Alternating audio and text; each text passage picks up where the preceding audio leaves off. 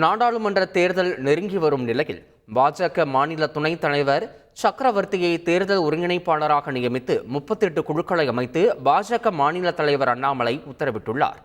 இது தொடர்பாக அவர் வெளியிட்டுள்ள உத்தரவில், நாடாளுமன்ற தேர்தலுக்கான மேலாண்மை குழு ஒருங்கிணைப்பாளராக பாஜக மாநில துணைத் தலைவர் சக்கரவர்த்தி, இணை ஒருங்கிணைப்பாளராக பாஜக மாநில துணைத் தலைவர்கள் நாராயணன், திருப்பதி, நரேந்திரன், பாஜக மாநில ஆன்மீக பிரிவு தலைவர் நாச்சியப்பன் ஆகியோர் நியமிக்கப்பட்டுள்ளனர் என்று தெரிவிக்கப்பட்டுள்ளது.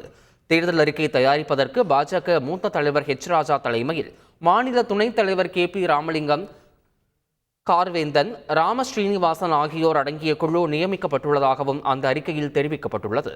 இதேபோல தலைமை அலுவலகம், கால் சென்டர், சட்டப்பிரிவு, விளம்பரம், கையடக்க கையேடு, சமூக வலைதளம் என மொத்தம் 38 குழுக்களையும் அதற்கான நிர்வாகிகளையும் நியமித்து அண்ணாமலை உத்தரவு பிறப்பித்துள்ளார்.